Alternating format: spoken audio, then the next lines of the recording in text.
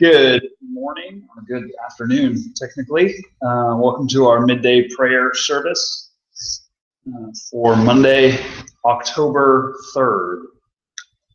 The readings today are from Exodus chapter 16 through 18, though I'm going to start with a little further back in Exodus 15 just to cover up that bit that we missed. We did read the hymn of Moses, but I'll also do the Song of Miriam. So let's get started.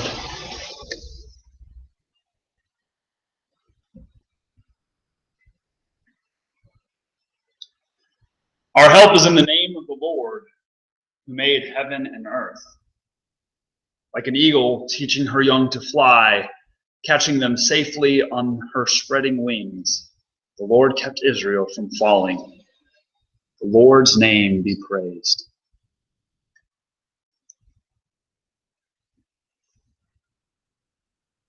These are the words of God for the people of God. Thanks be to God. When the horses of Pharaoh with his chariots and his chariot drivers went into the sea, Yahweh brought back the waters of the sea upon them. But the Israelites walked through the sea on dry ground. Then the prophet Miriam, Aaron's sister, took a tambourine in her hand, and all the women went out after her with tambourines and with dancing. And Miriam sang to them, "Sing to Yahweh, for he has triumphed gloriously. Horse and rider he has thrown into the sea." Then Moses ordered Israel to set out from the Red Sea, and they went into the wilderness of Shur. They went 3 days in the wilderness and found no water. When they came to Marah, they could not drink the water of Marah because it was bitter. That is why it was called Marah.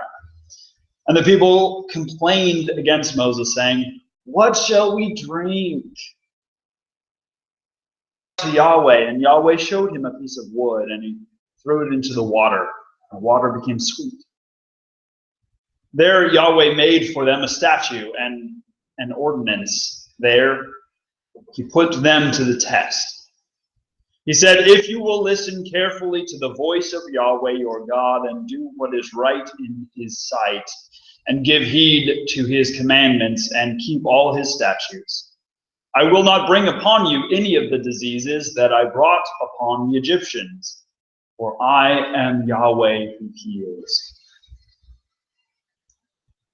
Then they came to Elim, where there were 12 springs of water and 70 palm trees, and they camped there by the water.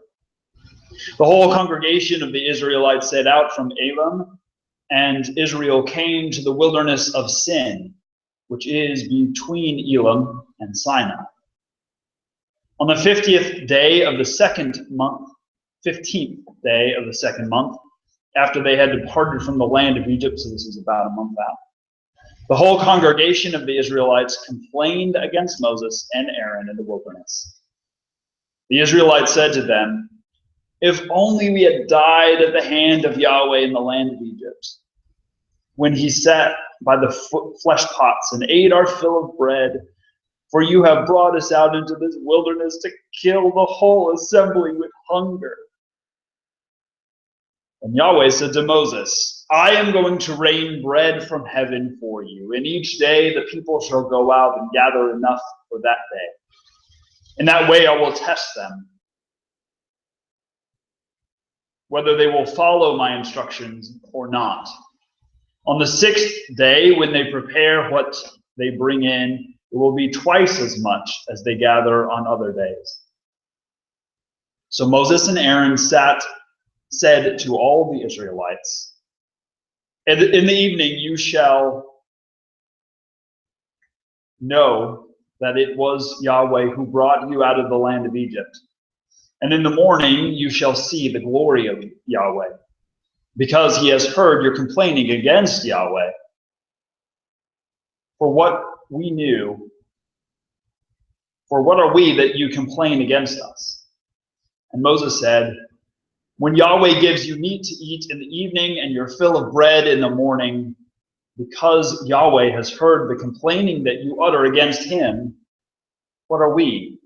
Your complaining is not against us, but against Yahweh." Then Moses said to Aaron, "Say to the whole congregation of the Israelites, 'Draw near to Yahweh, for he has heard your complaining.'" And as Aaron spoke to the whole congregation of the Israelites, they looked towards the wilderness, and the glory of Yahweh appeared in a cloud. Yahweh spoke to Moses and said, "I have heard the complaining of the Israelites. Say to them, 'At twilight you shall eat meat, and in the evening you shall have your fill, in the morning you shall have your fill of bread. Then you shall know that I am Yahweh, your God.'" In the evening, quail came up and covered the camp. And in the morning, there was a layer of dew around the camp. And the layer of dew lifted there on the surface of the wilderness was a fine, flaky substance, as fine as frost on the ground. When the Israelites saw it, they said to one another, "What is it?" But they did not know what it was. Moses said to them, "It is the bread that Yahweh has given you to eat. This is what Yahweh has commanded. Gather as much of it as each of you needs, an omer to a person according to the number of persons, all providing for those in their own tents." The Israelites did so, some gathering more, some less, but when they measured it with an omer, those who gathered much had nothing over, and those who gathered little had no shortage. They gathered as much as each of them needed, and Moses said to them, "Let no one leave any of it until morning." But they did not listen to Moses. Some left part of it until morning, and it bred worms and became foul. And Moses was angry with them. Morning by morning they gathered it as much as each needed, but when the sun grew hot, it melted. On the sixth day, they gathered twice as much food, 2 omers apiece. When all the leaders of the congregation came and told Moses, he said to them, "This is what Yahweh has commanded. Tomorrow is a day of solemn rest, a holy Sabbath to Yahweh. Bake what you want to bake and boil what you want to boil, and all that is left over put aside to keep it until morning." So they put it aside until morning, as Moses commanded them. And it did not become foul. And there was no worms in it. And Moses said, "Eat it today, for today is a Sabbath to Yahweh. Today you will not find it in the field. 6 days you shall gather it, but on the 7th day, which is a Sabbath, there will be none." On the 7th day, some of the people went out to gather, and they found none. Yahweh said to Moses, "How long will you refuse to keep my commandments and instructions? See, Yahweh has given you the Sabbath. Therefore, on the 6th day, he gives you food for 2 days. Each of you stay where you are. Do not leave your place in the 7th day." So the people rested on the 7th day. The house of Israel called it manna. It was like coriander seed, white, and the taste of it was like wafers made with honey. Moses said, "This is what Yahweh has commanded. Let an omer of it be kept throughout your generations, in order that they may see the food with which I fed you in the wilderness, when I brought you out of the land of Egypt." And Moses said to Aaron, "Take a jar and put an omer of manna in it, and place it before Yahweh to keep it throughout your generations." As Yahweh commanded Moses, so Aaron placed it before the covenant for safekeeping. The Israelites ate manna 40 years until they came to a habitable land.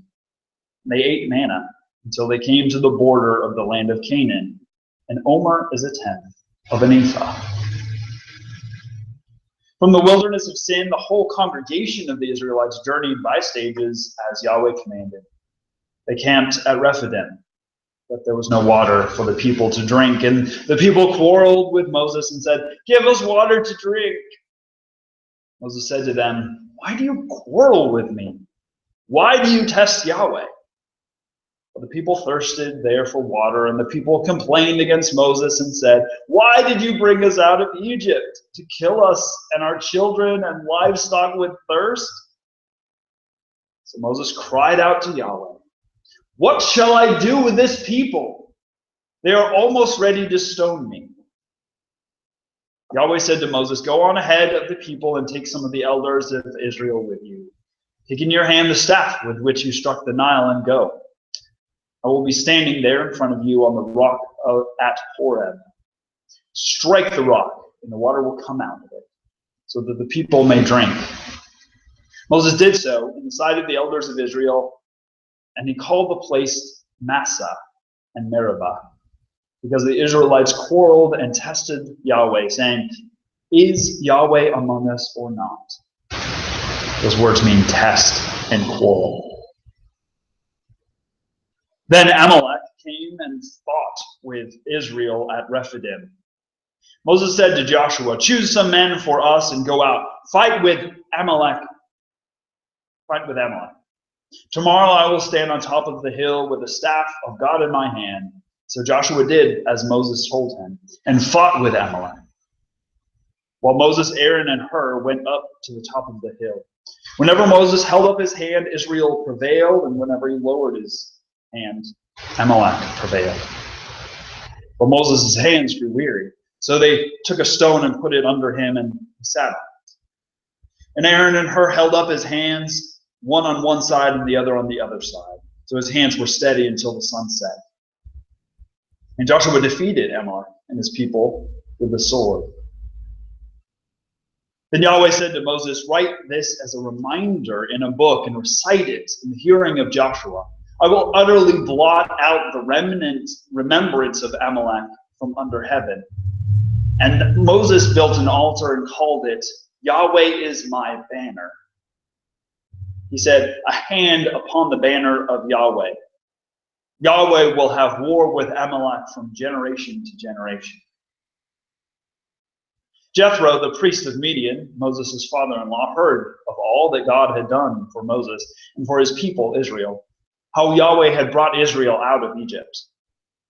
After Moses had sent away his wife Zipporah, his father-in-law Jethro took her back, along with her 2 sons. The name of the one was Gershom, for he had said, "I have been an alien in a foreign land." And the name of the other Eleazar, for he said, "The God of my father was my help and delivered me from the sword of Pharaoh." Jethro, Moses' father-in-law, came into the wilderness where Moses was encamped at the mountain of God, bringing Moses' sons and wife to him. He sent word to Moses, "I, your father-in-law Jethro, am coming to you with your wife and her 2 sons." Moses went out to meet his father-in-law and bowed down and kissed him. Each asked of the other's welfare, and they went into the tent.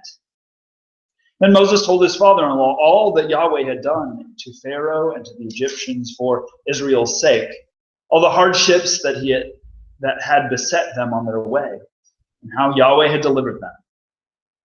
Jethro rejoiced for all the good that Yahweh had done to Israel in delivering them from the Egyptians. Jethro said, "Blessed be Yahweh, who has delivered you from the Egyptians and from Pharaoh. Now I know that Yahweh is greater than all the gods, because he delivered the people from the Egyptians when they dealt arrogantly with them." And Jethro, Moses' father-in-law, brought a burnt offering and sacrifices to God. And Aaron came with all the elders of Israel to eat bread with Moses' father-in-law in the presence of God. The next day Moses sat as a judge for the people, and the people stood around him from morning until evening. When Moses' father-in-law saw all that he was doing for the people, he said, "What is this that you are doing for the people? Why do you sit alone while all the people stand around you from morning until evening?" Moses said to his father-in-law, "Because the people came to me to inquire of God. When they have a dispute, they come to me, and I decide between one person and another, and I make known to them the statutes and the ordinances of God." Moses' father-in-law said to him, "What you are doing is not good. You will surely wear yourself out, both you and these people with you, for the task is too heavy for you. You cannot do it alone. Now listen to me. I will give you counsel, and God be with you.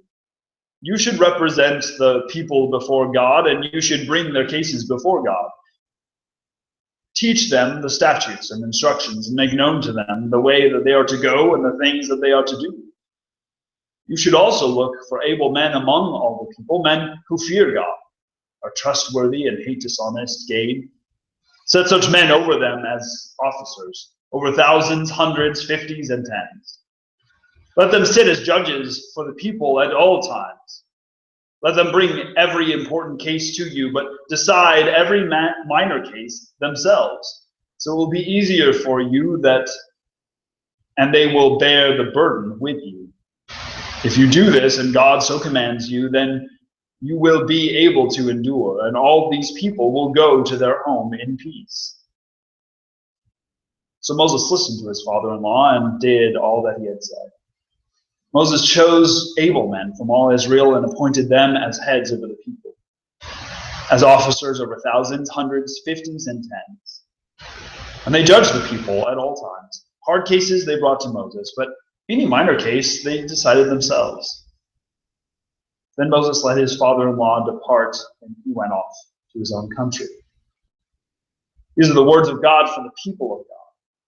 Thanks be to God. Just a few words. It's fascinating to me how quickly the people start whining and complaining. About a month out of Egypt, they're already saying they've completely forgotten what it was like in Egypt. They say that they were just sitting around flesh pots and they could eat their fill and all these sorts of things. They've forgotten that they were slaves. And they start complaining against God, against Moses, not taking any responsibility for themselves. God gives them a task, gives them work to do, and yet also gives them a day off, which is something totally unheard of for these people who have worked their entire lives. So we have this balance of work, because there's something that you need to do, gather your food, that's a good thing to do, but then also there's rest. And manna, this miraculous stuff, either spoiling the next day if they save too much, or keeping the next day if it's the Sabbath. We also have Moses learning and understanding his role a little bit better. He's, like many leaders, wants to take everything on himself and do everything himself. But Jethro has wise words for him to share that load. Many things that we can learn from all of this. Let us join together in prayer.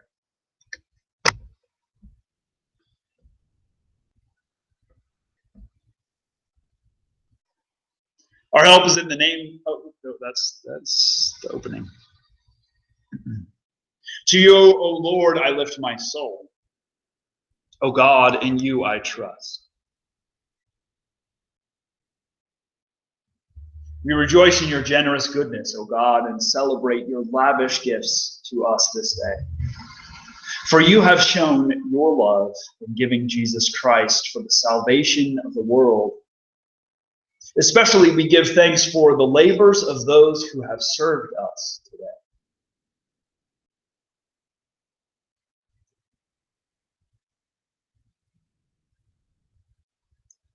Friends with whom we have shared.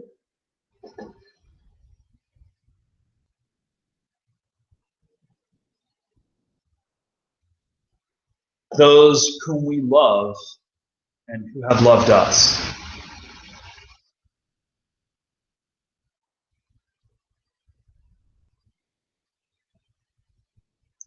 Opportunities for our work to help others.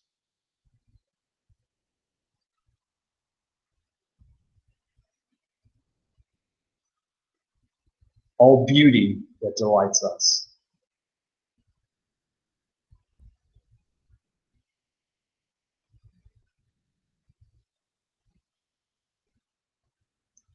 Gracious God, we know you are close to all in need. And by our prayers for others, we come closer to you. We are bold to claim for others your promises of new life in Jesus Christ as we claim them for ourselves. Especially we pray for those in dangerous occupations.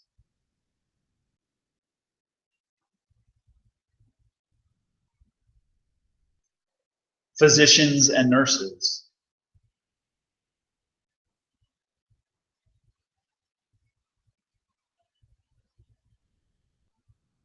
Those who are ill or confined to nursing homes or houses.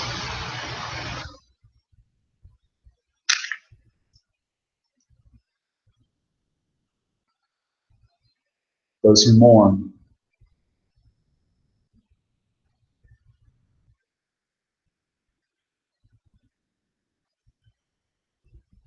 The Roman Catholic Church.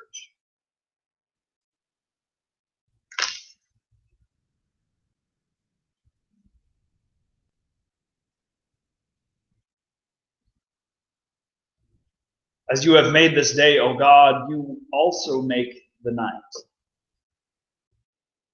Give light for our comfort.